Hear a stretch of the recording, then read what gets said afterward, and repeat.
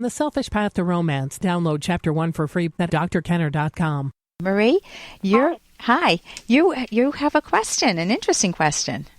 Yes. I was wondering, like, if a baby is separated from its mother at birth. Yes. For several weeks before being returned to the mother. Okay. Would that have a traumatic effect on the baby, and would it have such an effect that that child would grow up to be an addict? An addict? So let me see if I've got this right, because I used to work at an infant hospital, and I worked with newborns, and I was with babies. I was one of the people that were with the babies when their mothers were cocaine addicts, and the babies were called cocaine babies at the time. It's probably a politically incorrect term, but we would sit and rock them. We would try to nourish them. We would try to give them some comfort. So you're saying that were you the one that was separated from your mom? I was separated from my mom at birth. At birth? For how long? For several weeks. Okay. Anywhere from a month to a month and a half. Okay. The reason why I was separated because she had almost died having me. Like I'm in my 50s, so that was a few years back. Yeah. But like growing up, I always felt like this void, and I began drinking at the age of 14, and it seemed to fill the void. And so I drank. Right now I'm a recovering alcoholic. Congrats. I've been in recovery for 2.5 years. Amazing. Very good. Yeah, but my question is, because of that separation, would that have anything to do with this void that I felt? So that's been eating at you. I see people as self-made. For example, what is therapy about? At any time in your life, if you don't like a bad habit that you have, I used to bite around the edges of my nails. I worked on that. I don't have that problem anymore. If you have a problem where you're angry at people, therapy gives you skills to change. So if you grew up with a mother who pushed you away, not intentionally for the first month and a half, yes. I don't think, I don't think that would have any bearing whatsoever, Marie, on your current situation. However, your view of the situation can affect it. If you feel like you were abandoned by your mom? I never felt connected to her. I never bonded with her. Oh, that's a different question, isn't it? Because many parents can be separated for even a month, for situations like you're describing. Maybe the mother almost died in childbirth, or maybe there are medical complications. Maybe they had a complicated C-section and the mother needs to recover.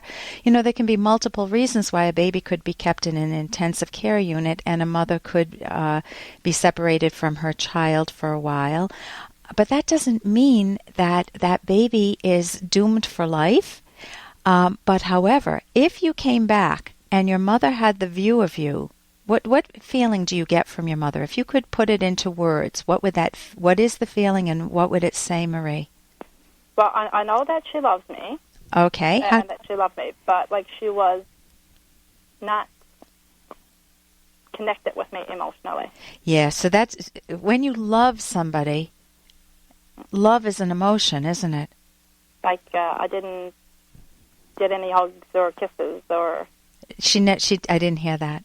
I didn't used to get any hugs or any kisses, from her. Like she took real good care of me. Like she was a good mother that way, but she was detached emotionally. Okay, so what is one of the most that to me sounds like a horror movie. If I lived with my husband, and man, he fed me. There was a good meal on the table, but he never hugged me. He never caressed my face. He never put his arm around me. What type of a marriage is that? Hey, I got to interrupt this because we've got to pay some bills. 30 seconds, that's it. A very quick ad, and then Ellen will be back. Romance. I wish I knew more about what girls want from a relationship. Boy, I wish I knew more about what I want. Where's that ad I saw? Here it is. The Selfish Path to Romance, a serious romance guidebook.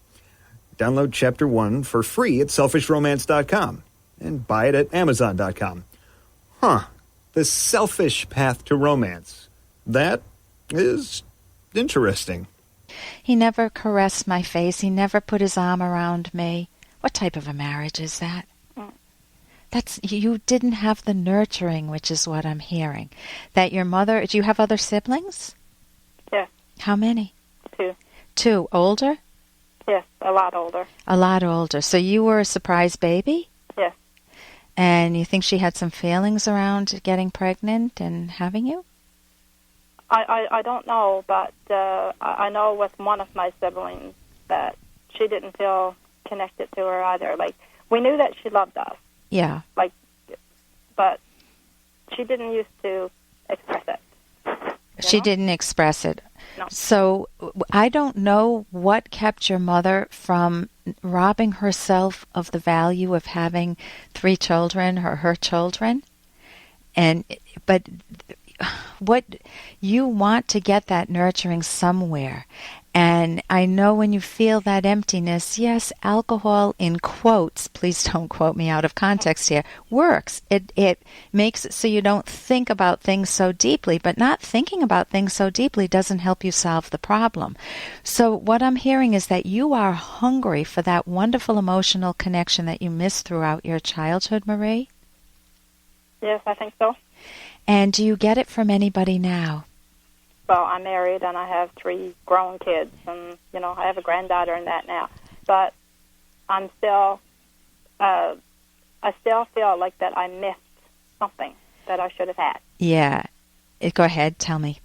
Yeah, like growing up, it was like I had this void that, and that's what I felt all the time. It was like I was the void, really. You were the void. Yeah, it was like I had this void. That's what made me who I was. I was this void. Like I really felt like there was something that I was born without. Okay, so you can either keep that view or you can write the word void on a paper and decide whether you want to go through life with that on you or to rip it up, rip it to shreds, and fill that void with things you enjoy, whether it's your sisters, if you do enjoy them. If you don't, they don't get to fill your void. If it's the good relationship with your granddaughter or your kids or your husband, and I'm talking about people, create that emotional intimacy that you missed with your mom, and you may already have done that. The label of the void, you can choose to just rip it up to shreds, crumple it, throw it in a wastebasket, and go back to have a different perspective on your own life. But I was just wondering, like, where I was separated from her. No, I don't think that has any impact. I think would that be traumatic for a baby, though? Like, no, I don't think so, because a baby doesn't even have words at that point. Yeah. So I think what she did later on was much more serious, which is that she didn't emotionally nurture you. Listen, thank you so much for your call. Thank you. You're welcome, Marie. And here's a little more from Dr. Kenner. Makes you miss out on what's really important in this life. What are you talking about, John? Been a good father. Sending presents doesn't make you a good father. Sending presents doesn't make you a good father or a good mother. Now, occasional presents are nice. However, when they replace a sincere desire to be with your child knows it. I've had kids in therapy who have told me, my dad gives me a lot of gifts and he thinks that counts, and it doesn't. I like the gifts, I'll take the gifts. So kids learn what? What lesson is being taught? It's being taught to work people for gifts. Not very good. If you want a dynamic relationship with your child, listen to them. It doesn't mean you agree with everything. It doesn't mean that you can't say what you want to say. You need to learn to know how to say it. Listen to them. What do they enjoy? What do they like? What was their day like? What is their thinking like? Could you help them along with their thinking by asking questions, or cherish something that they maybe they thought very well about a problem they were having with a friend, and you just sit there and say, man, you really thought this through. They're going to feel good. They're going to feel more connected with you than any gift would ever connect, than you could achieve with any gift. For more Dr. Kenner podcast, go to drkenner.com and please listen to this ad. Here's an excerpt from The Selfish Path to Romance by Drs. Kenner and Locke. Molly, a 62-year-old housewife, and her husband Bill were living the high life together until one day Bill died of a heart attack. Molly was shocked to discover that they'd been living on borrowed money and that Bill had left her penniless. She had no clue about their financial situation. She had to go to work at minimum wage just to make ends meet. In this case, Bill's motives were not to protect his wife from financial responsibilities, but to protect her from his deceit. Protecting a loved one from basic knowledge needed to live, especially finances, is not a benefit. It leaves the, in quotes, protected partner feeling psychologically dependent on the knowledgeable one for basic needs, and is often used as a means of control rather than as an expression of love.